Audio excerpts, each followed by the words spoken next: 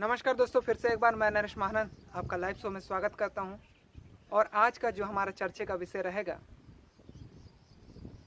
चंगाई, भविष्यवाणी और अन्य भाषा की आवश्यकता है कि नहीं कलीसिया में। आज हम इस बात को देखेंगे। दोस्तों, आपको एक बात बता दूं कि आज सबसे ज़्यादा मुझे लोग बुरा भला बोलेंगे। आज मेरे विरुद्ध उठ खड़े होंगे, क्योंकि आज मैं जो सच्चाई बताने जा रहा हूं, आज हम सभी मसीह भाइयों के लिए एक शॉक है, एक झटका है, एक सीने में खंजर गोप दिया एक ऐसा शब्द है। तो मैं उन सभी से अनुरोध करूंगा, बाइबल की बातों को समझें और मैं जो रेफरेंस दूंगा उसे ध्यान से सुने। ये सभी बातें प्रभु यीशु मसीह के लिए, किसी के लिए नहीं, अपने लिए, प्रभु यीशु मसीह के लिए। आज हम क्या कर रहे हैं? आज हम जितने भी मसीह भाई बहन हैं इस विश्व भर में, बड़े जोरों शोरों से भविष्यवाणियां, चंगाई सभा और अन्य भाषा की बौछार कर रहे हैं। तो आज ये तीनों बातें प्रभु यीशु मसीह हमें क्या सिखाते हैं इन तीनों बातों में, प्रेरित क्या सिखाते हैं इन तीनों बातों में, आज इस बात की हम चर्चा करेंगे। क्या हम कहीं इनमें से तो नहीं? किन में से? मैं और एक बार बोल रहा हूं, क्या हम सभी कहीं इनमें से तो नहीं? किन में से? आइए हम बाइबल से देखेंगे मैं किन की बात कर रहा हूं। आइए हम बाइबल में देखें तो बाइबल क्या बताती है। मत्ती 7 अध्याय उसका 21, 22 और 23 पद को देखेंगे। बड़े गौर से देखिएगा और समझने की कोशिश करिएगा, क्योंकि हमें उद्धार और मोक्ष चाहिए प्यारो। हमें अपने आत्मिक जीवन में सीरियस होना है। हमें उद्धार और मोक्ष चाहिए, तो बड़े सीरियस से, बड़े ही मन को एकाग्रता से सुने। आइए देखें कि क्या लिखा है बाइबल में। लिखा है 21 और 22 और 23 में, जो मुझसे हे प्रभु कहता है, उनमें से हर एक स्वर्ग के राज्य में प्रवेश ना करेगा, परंतु वही जो मेरे स्वर्गीय पिता की इच्छा पर चलता है। उस दिन बहुत से लोग मुझसे कहेंगे, हे प्रभु क्या हमने तेरे नाम से भविष्यवाणियां नहीं की? ध्यान से सुने क्या बोल रहे हैं। क्या हमने तेरे नाम से भविष्यवाणियां नहीं की? और तेरे नाम से दुष्ट आत्माओं को नहीं निकाला? पावरफुल मैन दुष्ट आत्मा को निकालते हैं, जिनके अंदर पवित्र आत्मा रहती है। क्या तेरे नाम से दुष्ट आत्मा को नहीं निकाला? और तेरे नाम से बहुत से, क्या लिखा है, और तेरे नाम से बहुत से आश्चर्य कर्म नहीं किए? लेकिन प्रभु यीशु मसीह क्या बोल रहा है? जितने भी तुम कार्य करे हो, क्या उसमें परमेश्वर की इच्छा थी? तो प्रभु यीशु मसीह ऐसे लोग को क्या बोलेगा? तब मैं उनसे खुलकर कह दूंगा, मैं तुमको कभी नहीं जाना। हे कुकर्म करने वालों, मेरे पास से चले जाओ। ओ माई, बाप रे, इतनी बड़ी बात। यानी कि उनके में तो बहुत पावर था, बहुत शक्ति थी। उन लोगों ने भविष्यवाणियां की थी। ध्यान से सुने, उन लोगों ने भविष्यवाणियां की थी। He is great man. उन्होंने दुष्ट आत्माओं को निकाला था। He is powerful man. और बहुत सारे आश्चर्य कर्म किए थे। अमेरिकल पावर, जैसे आज हम कर रहे हैं। क्या हम इनमें से नहीं? हमें अपने आप को संभालना है प्यारो। और बाइबल से हम देखेंगे तो बाइबल और क्या बताती है। मत्ती 24 का 23 और 24 पढ़ेंगे तो क्या लिखा हुआ है?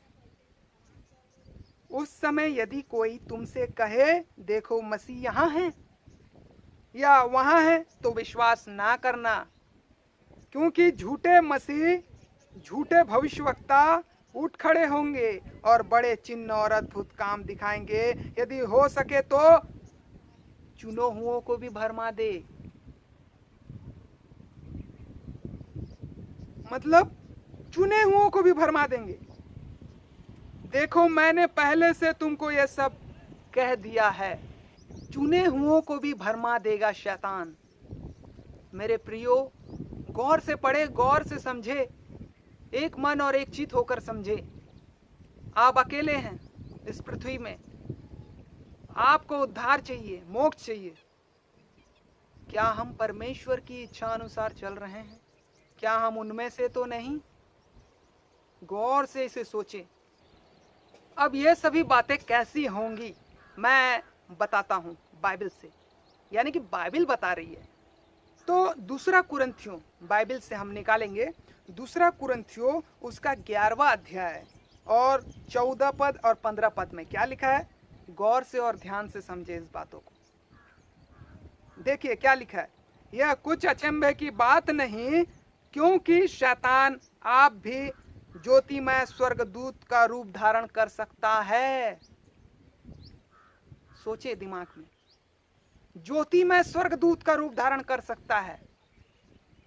हम नहीं बच सकते, शैतान कहाँ है हम नहीं जानते, लेकिन और क्या बोल रहा है? इसलिए यदि उसके सेवक भी धर्म के सेवकों का सा रूप धरे तो कोई बड़ी बात नहीं, परंतु उनका अंत उनके कामों के अनुसार होगा। तो शैतान के बंदे, शैतान के सेवक क्या बोल रहा है यहाँ पे? उनको वो धर्म के सेवकों का सा रूप धर सकते हैं। हमें अपने आप को संभालना है, हमें सचेत करना है, चौकन्ना रहना है। क्या हम जो कर रहे हैं सही है? अपने आप को जांचना है हमें। या तो फिर बाइबल झूठी है, या तो फिर हम झूठे हैं, या तो फिर बाइबल सच बोल रही है, या तो फिर जो आपको सिखा रहा है वो झूठ बोल रहा है। इस सत्य को जाने प्यारो, क्या हम उनमें से तो नहीं? तो हमें क्या करना है प्यारो? हमें कौन सी बातें को अपनानी है? हमें बाइबल सिखाती है। आइए हम बाइबल से देखें कि बाइबल इफिसियों की पुस्तक में 6वां अध्याय उसका 6 पद में क्या लिखा है। गौर से देखें, गौर से इस बातों को समझें। मनुष्य को प्रसन्न करने वालों के समान दिखाने के लिए सेवा ना करो, पर मसीही के दासों के समान मन से परमेश्वर की इच्छा पर चलो। ये वचन को हमें गौर से समझना है और सीखना है, किस बात को दर्शा रहा है। और आज जो हम लोग सभी कर रहे हैं, ये सभी मनुष्य को प्रसन्न और खुश करने के लिए ही किया जा रहा है। आप देख सकते हैं जगत में जो कुछ भी हो रहा है, मनुष्य को प्रसन्न और खुश करने के लिए ही किया जा रहा है। हमें मसीह को खुश करना, परमेश्वर की इच्छा पर चलना है। तो ये सभी बातें क्यों बोला गया है? हमें अपने आप से सवाल करना है कि आज हम बाइबल के शिक्षा के अनुसार चल रहे हैं कि नहीं। आज हमारा हेड ऑफिस स्वर्ग में है कि नहीं। आज हमारा प्रभु यीशु मसीह उस कलीसिया जो उसने बनाया है वो उसका संस्थापक है कि नहीं। तो प्रभु यीशु मसीह इस बात को बता रहे हैं, हमें चौकन्ना कर रहे हैं। मैंने तुम्हें पहले से ही बता दिया है, संभल कर चलो। तो आज हम देखेंगे कि बाइबल में आज हमें अनुमति है कि नहीं। भविष्यवाणी, चंगाई और अन्य भाषा बोलने की अनुमति है कि नहीं, या जरूरत है कि नहीं। आज हमें बाइबल बताएगी, बाइबल शिक्षा देगी। आइए हम देखेंगे बाइबल में क्या लिखा है चंगाई के विषय में। चंगाई क्यों किया जाता था? प्रभु यीशु मसीह चंगाई क्यों करते थे? क्या आपको पता है? प्रेरित चंगाई क्यों करते थे, क्या आपको पता है? सबसे पहली बात, प्रभु यीशु मसीह चंगाई इसलिए करते थे, वो लोगों के सामने, यहूदी जातियों के सामने अपने आप को परमेश्वर का पुत्र साबित करने के लिए चंगाई किया करते थे। लोगों की जरूरतें पूरी करने के लिए चंगाई किया करते थे। और प्रेरित जो चंगाई किया करते थे, जो 12 प्रेरित थे, वो इसलिए चंगाई किया करते थे क्योंकि प्रभु और परमेश्वर का वचन, वो जो सुसमाचार है, लोगों के मध्य में प्रबल हो जाए, जीत जाए और सभी लोग मानने लगे, इसलिए चंगाई किया करते थे। लेकिन क्या चंगाई आज भी संभव है? तो बाइबल से ही हम देखते हैं। जैसे कि याकूब की पुस्तक में लिखा है, याकूब 5 अध्याय उसका 13 पद और 14 पद और 15 पद, 13, 14, 15 को हम पढ़ते हैं। लिखा है, यदि तुम में कोई दुखी है तो वो प्रार्थना करे, यदि आनंदित है तो वह स्तुति के भजन गीत गाए, यदि तुम में कोई रोगी है तो कलीसिया के प्राचीनों को बुलाए, कलीसिया के प्राचीनों को, बड़े बूढ़े को बुलाए जो बड़े हैं हमारे बीच में, और वे प्रभु के नाम से उस पर तेल मल कर उसके लिए प्रार्थना करें, और विश्वास की प्रार्थना के द्वारा रोगी बच जाएगा और प्रभु उसको उठाकर खड़ा करेगा, और यदि उसने पाप भी किए हो तो उनकी भी क्षमा हो जाएगी। कितनी बड़ी बात कह दिया, सोचो। मतलब उस रोगी का रोग तो चंगा होगा ही होगा और पाप भी क्षमा हो जाएगा, यानी कि हमें भी वो अथॉरिटी दिया गया है पाप क्षमा करने का, क्योंकि आज अनुग्रह का दिन चल रहा है। हम परमेश्वर से मांगते हैं माफी और पाप क्षमा हो जाता है। हमें एक दूसरे के पापों के लिए माफी मांगनी है और एक दूसरे के लिए प्रार्थना करना है। रही बात चंगाई की, तो अभी भी सस्पेंस है कि हमें चंगाई करनी है कि नहीं, और चंगाई की आज क्यों जरूरत है, क्या कारण है? जब चंगाई ऐसे मिल रहा है, तेल लगा करके प्रभु हमें बोल रहा है कलीसिया में कि कैसे करना है, हमें ढिंडोरा नहीं पीटना है, आ जाओ तुम चंगे हो जाओगे, आ जाओ। जो कलीसिया में करने को कहा गया है उतना ही करना है, हमें प्रेरित बनने की कोशिश नहीं करना है। आज लोग कहते हैं जब तक चंगाई नहीं होगा तो कोई प्रभु यीशु मसीह के पास आएगा नहीं, विश्वास नहीं करेगा। ये क्यों कह रहे हैं? क्या बाइबल में ऐसे लिखा है हमें चंगाई का लालच दे करके लोगों को प्रभु यीशु मसीह के पास लाना है? बाइबल में क्या लिखा है उसको हमें देखना है। बाइबल में चंगाई का लालच दे करके लोगों को प्रभु यीशु मसीह के पास लाना है, ये बात नहीं लिखा है। तो आइए देखें क्या लिखा है। बाइबल में लिखा है यूहन्ना रचित सुसमाचार में, यूहन्ना रचित सुसमाचार उसका 20 अध्याय में, आज लोग प्रभु यीशु मसीह के पास कैसे आना चाहिए, उसका शर्त है एक, और क्या कारण है आने का, उसे भी देखना है। ये नहीं कि अपनी मनमानी करना है, हमें बाइबल के अनुसार देखना है। तो बाइबल क्या बताती है हमें? बाइबल यूहन्ना रचित सुसमाचार उसका 20 अध्याय उसका 30 पद और 31 पद में क्या लिखा है? इस पुस्तक के उद्देश्य क्या है? बाइबल के लिखने का उद्देश्य क्या है?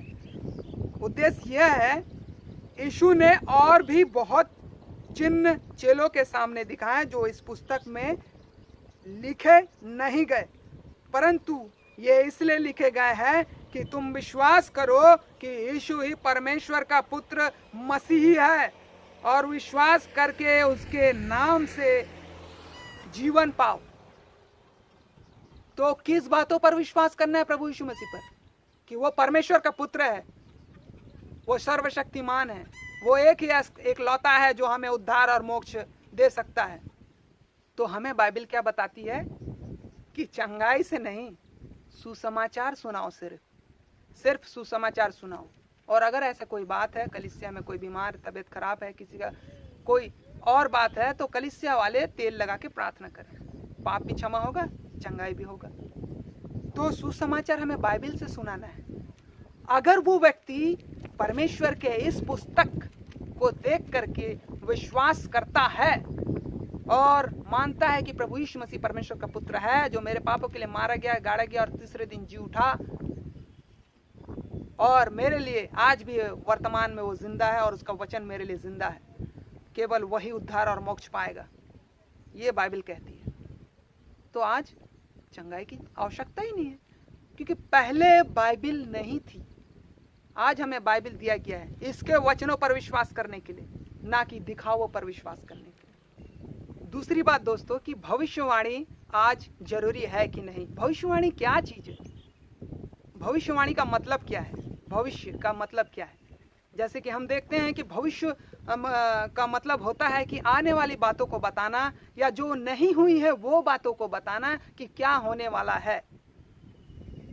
तो लोगों के मन में उतना समय, मैंने कहा ना, उतना समय बाइबल नहीं थी, ये तो अभी हमें मिली है, अभी मिली है। तो बाइबल उतने समय नहीं थी और लोगों के मन में परमेश्वर का वचन रहता था। तो जो लोगों के मन में परमेश्वर का वचन आया वो बता दिया, तो वो भविष्यवाणी कहलाई थी। इसलिए बाइबल से देखते हैं कि भविष्यवाणी किसे कहते हैं, और उन लोग करते थे। और आज जरूरी है कि नहीं ये भविष्यवाणी, और कौन कर सकता है कौन नहीं कर सकता है, ये भी हम देखेंगे। भविष्यवाणी क्या चीज है? पहला कुरिन्थियों उसका 14 अध्याय उसका 29 और 30 पद में हम पढ़ेंगे।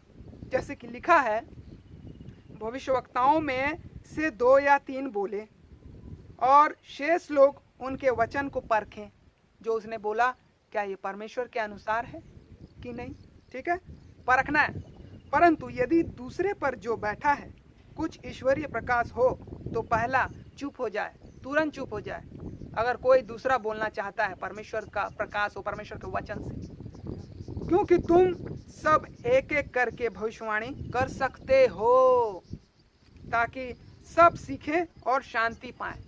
तो इसका अर्थ ये हुआ कि आज भी हम भविष्यवाणी करते हैं, और जो मैं कर रहा हूं ये भविष्यवाणियां हैं। यानी कि पहले लोगों को परमेश्वर वचन देता था और वो वचन मन से उन लोग बोलते थे, तो वो भविष्यवाणी कहलाता था। तो आज भी है, आज मसीह लोग भविष्यवाणी करते हैं। आज ये बात सही है। और मसीह लोग भविष्यवाणी कौन सी? देखो, झूठी भविष्यवाणी भी होती है और सच्ची भविष्यवाणी होती है, सांसारिक भविष्यवाणी भी होती है और आत्मिक भविष्यवाणी। तो हमको आत्मिक भविष्यवाणी करनी है जो सच्ची है। तो आत्मिक भविष्यवाणी क्या है? ये है भविष्यवाणी जो प्रचारक भाई सब प्रचार करते हैं। प्रभु यीशु मसीह आने वाला है, हम भविष्य की बातें बता रहे हैं। प्रभु यीशु मसीह आने वाला है, प्रभु यीशु मसीह के वचनों को मानो, उसे ग्रहण करो, नहीं तो नरक के आग में जल जाओगे, भस्म हो जाओगे, तुम्हारा जीवन तबाह हो जाएगा। प्रभु यीशु मसीह को अपनाओ, तुम्हें शांति मिलेगा। यह है भविष्यवाणी।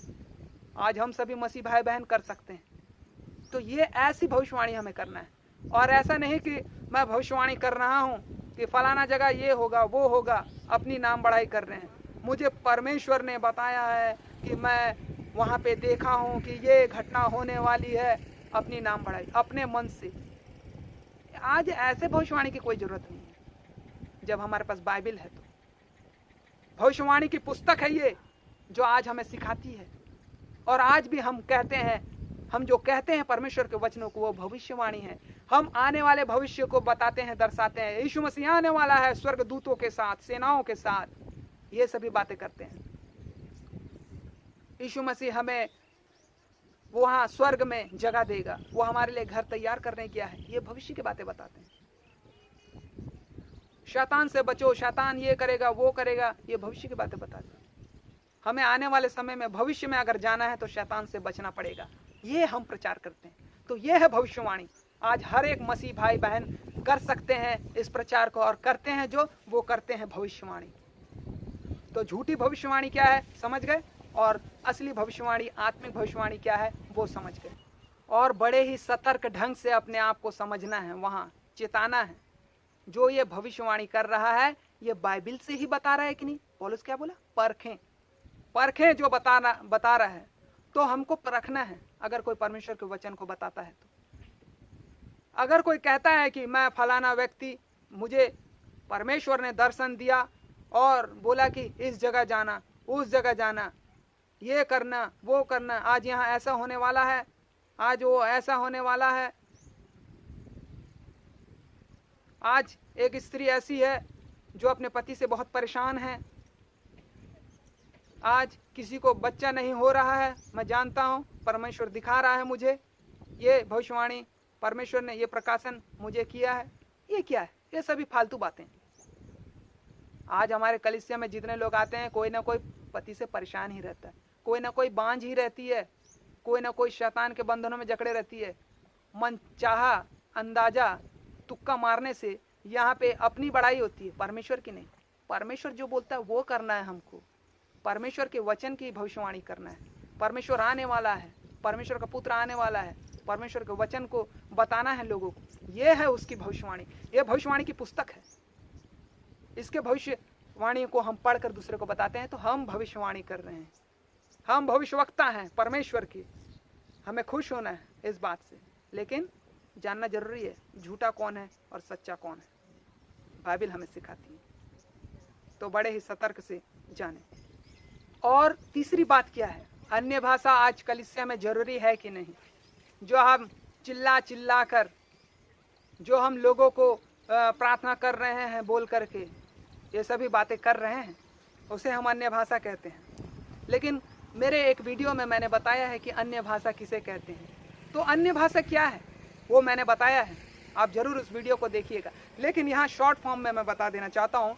जैसे कि पहला कुरिन्थी उसका 14 अध्याय में हम बाइबल से देखेंगे, उसका 14 अध्याय में 23 और 28 में क्या लिखा है। उतना समय कलीसिया में जरूरत थी अन्य भाषा की, क्योंकि उतना समय अलग अलग प्रांत और अलग अलग जात के लोग आया करते थे, अलग अलग भाषा के लोग आया करते थे। तो पवित्र आत्मा क्या करती थी, उन्हें उनके आत्मा में अन्य भाषा का वो दान दिया करती थी, और वो उनकी मातृभाषा बोल करके परमेश्वर के वचन को सुनाया करते थे। तो आज तो हमारे पास खुद 2000 भाषा है, जो आज पूरे पृथ्वी में इतनी सारी भाषाएं हैं और उस भाषा में बाइबल छप चुकी है। तो आज हमें अन्य भाषा की क्यों जरूरत है, काहे जरूरत है? और पौलुस ये भी कहता है कि अन्य भाषा क्या है, जिसका अनुवाद किया जा सके। पृथ्वी में ऐसी कोई भाषा नहीं है जिसका अनुवाद ना किया जा सके। यहाँ पे 23 में बोलता है, यदि कलीसिया एक जगह इकट्ठी हो और सब के सब अन्य भाषा बोले और बाहर वाले और अविश्वासी लोग भीतर आ जाएं, तो क्या वे पागल ना कहेंगे? हमें पागल कहेंगे, हम बेवकूफ हैं ऐसी हरकत करेंगे तो। सबके सब एक साथ बड़बड़ाते हैं, हल्ला करते हैं, वो हमें क्या कहेंगे? पागल कहेंगे। और फिर उसके बाद 28 पद में क्या लिखा है, परंतु यदि अनुवाद करने वाला ना हो तो अन्य भाषा बोलने वाला कलीसिया में शांत रहे और अपने मन से और परमेश्वर से बातें करें। तो अगर अन्य भाषा का अनुवाद करने वाला ना हो तो हमें अपने मन से नहीं बड़बड़ाना है, और अगर अन्य भाषा का अनुवाद ना हो तो हमें समझ जाना चाहिए कि ये जो हम भाषा बोल रहे हैं ये कोई शैतानी भाषा है या फिर कोई गड़बड़ करने वाली भाषा है। जो आप भाषा बोल रहे हैं, अगर साइंस उसे साबित कर दे कि ये फलाना जगह का भाषा है, ये इस प्रांत या इस राज्य का भाषा है, तो आज हम सब मान जाएंगे कि वो जो भाषा हम बोल रहे हैं वो इस राज्य और देश की भाषा है। क्योंकि पौलुस खुद बोलता है, और पौलुस बोलता भी था कि आप तुम अन्य भाषा में बात करो, अन्य भाषा में समझाओ। तो अन्य भाषा क्यों दिया गया था? सुसमाचार सुनाने के लिए। किन लोगों को? अन्य जातियों को, जिनकी मातृभाषा अलग अलग थी। अन्य भाषा कोई एंजॉय करने के लिए नहीं दिया गया था, टाइम पास करने के लिए नहीं दिया गया था। हमें बाइबल में लिखा है, बोलता है पौलुस कि अन्य भाषा बोलो और भविष्यवाणी करो तो कलीसिया की उन्नति होगी और अपने आप में भी उन्नति होगी। तो किसके लिए? कलीसिया की उन्नति। तो कलीसिया कहाँ है? अरे कलीसिया बनते जाते हैं जब हम प्रभु यीशु मसीह का सुसमाचार सुनाते हैं। भविष्यवाणी यानी कि परमेश्वर के वचन को हम बताते हैं, वही है भविष्यवाणी। कोई अलग से मिरेकल बात नहीं है कि ऐसा होने वाला है वैसा होने वाला है। जो कलीसिया सब करते थे, सभी भविष्यवक्ता थे। क्या बोला गया? मतलब जितने भी लोग से बोला गया है कि एक एक करके सभी भविष्यवाणी करें। तो आज हम सभी भविष्यवक्ता हैं जितने भी परमेश्वर के वचन को सुनाते हैं।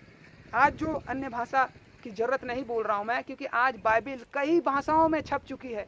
हर लोगों के पास, हर प्रांत में, हर देश में, हर राज्य में सबसे ज्यादा बिकने वाली पुस्तक बाइबल है। और उतना समय बाइबल नहीं थी, बाइबल बनी नहीं थी, और उतना समय ट्रांसलेशन कोई कर नहीं पाता था। इसीलिए पवित्र आत्मा ने अन्य भाषा का वरदान दिया लोगों को और वो बातें सब जगह फैल गई और सभी परमेश्वर के राज्य में शामिल हुए। नहीं तो सिर्फ परमेश्वर ने यहूदी जाति को ही सिर्फ चुना था, अन्य जाति को नहीं चुना।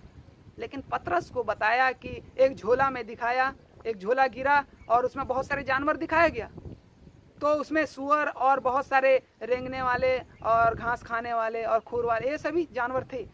तो पतरस को कहा कि उठ और इसको मार के खा। तो पतरस जब ऐसे बोला तो परमेश्वर ने क्या बोला? परमेश्वर बोला कि जिसे मैंने शुद्ध बनाया है उसे तू अशुद्ध क्यों कहता है? क्योंकि पतरस बोला कि ये सब तो कुछ इसमें अशुद्ध जानवर हैं। तो उसने ये बताया दर्शन में कि अन्य जातियों को मैंने चुना है, जा उन्हें सुसमाचार सुना। और कुरनेलियुस के परिवार में गए। तो ये सबसे बड़ी बात है कि आज कुरनेलियुस के परिवार में, यानी कि वो अन्य जाति था, और उस अन्य जाति के द्वारा आज हम सभी अन्य जाति हैं। हम यहूदी जाति लोग नहीं हैं, हम अन्य जाति से चुने गए हैं, चुने हुए और बुलाए हुए लोग हैं हम। ये है हमारी कलीसिया, और इस बात को आज हमें समझना है। तो अन्य भाषा, आज हमें कोई आवश्यकता नहीं अन्य भाषा की, इसलिए अन्य भाषा वाला हो तो ट्रांसलेटर भी हो। और ट्रांसलेटर अगर नहीं कर पा रहा है तो वो भाषा का कोई महत्व नहीं है, वो भाषा डुप्लीकेट है, वो नकली है। साइंस उसका कोई अगर मान्यता नहीं देता है कि ये कौन से देश और कौन से प्रांत का है, और ये ट्रांसलेशन नहीं होता है, तो समझ जाना वो डुप्लीकेट है, झूठा है और शैतानी भाषा है। तो आज हमें अन्य भाषा की कोई जरूरत नहीं, और है तो हम ट्रांसलेशन रख सकते हैं। कोई विदेशी भाई आए हैं तो इंग्लिश टू हिंदी ट्रांसलेशन कर सकते हैं, कोई मलयाली भाई हैं तो मलयाली से हिंदी ट्रांसलेशन कर सकते हैं। ये ऐसा होता है। तो आज हमें अन्य भाषा की कोई आवश्यकता नहीं है। तो दोस्तों, आज हमने क्या सीखा कि आज ना तो हमें अन्य भाषा और ना ही भविष्यवाणी, क्योंकि भविष्यवाणी हम खुद कर रहे हैं। जो कि परमेश्वर के वचन को सुनाता है वो भविष्यवाणी करता है, और ना ही किसी चंगाई की आवश्यकता है, क्योंकि आज हमें बाइबिल से ही सीखना है, बाइबिल पर के वचनों को विश्वास करना है, बाइबिल की बातों को सच्चाई के मार्ग समझ के चलना है। और पवित्र आत्मा क्या है मैंने ये भी बताया था। तो आज पवित्र आत्मा की प्रेरणा से बाइबिल को रचा गया है, पुस्तक को रचा गया है। तो पवित्र आत्मा की बातों को हम मानते हैं, तो पवित्र आत्मा हमारे अंदर है। आज पवित्र आत्मा हमारे पास है बाइबिल के रूप में। बाइबिल हमें सिखाती है और पवित्र आत्मा हमें मार्गदर्शन देता है, वही है पवित्र आत्मा। और आज हमने जिस बातों को सीखा, बहुत सारे भाई और बहन इसके खिलाफ भी होंगे, लेकिन मैं तो उनसे यही उम्मीद करूंगा कि वे सभी सच्चाई को जानने की कोशिश करें, बाइबिल को समझें, वो किसी पर ध्यान ना दें, किसी के बातों को नहीं बल्कि बाइबिल की बातों को माने, सच्चाई को जाने। इससे मेरा कुछ फायदा नहीं होगा, बल्कि आपके जीवन में, आत्मिक जीवन में फायदा होगा। और हम ये सभी कर रहे हैं, तो क्या हम उनमें से तो नहीं? क्या जो हे प्रभु कहते हैं, क्या हम उनमें से तो नहीं? क्या जो बड़े बड़े चंगाई और अद्भुत काम दिखाते हैं, क्या हम उनमें से तो नहीं? क्या हम उनमें से तो नहीं जो बड़े बड़े भविष्यवाणियां करते हैं, जो चंगाई सभा करते हैं, जो बड़े बड़े अन्य भाषाओं की बौछार लगा देते हैं, हो हल्ला करते हैं? क्या हम उनमें से तो नहीं? क्योंकि अगर हम उनमें से हैं तो प्रभु यीशु मसीह हमें, हे कुकर्म करने वालों, मेरे नजरों से दूर हो जाओ, कह के निकाल देगा प्यारो। आज मैं अपने हित की नहीं बल्कि हम सब मसीह भाइयों के हित की चिंता करता हूँ। और ये शो इसीलिए ही बनाया गया है कि दूसरे इस शो से शिक्षा प्राप्त करें।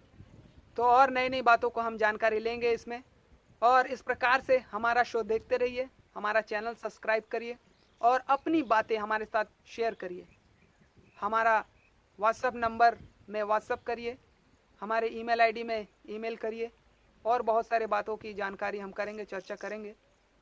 हमारा व्हाट्सएप नंबर है 9009838424, और हमारा ईमेल आईडी नंबर है liveshow776@gmail.com। तो देखना ना भूले, इसी चैनल पे इसी शो के साथ हम फिर मिलेंगे। तब तक के लिए मैं आपसे अलविदा लेना चाहूँगा दोस्तों। परमेश्वर आप सभी को आशीष दे। नमस्कार, गुड बाय।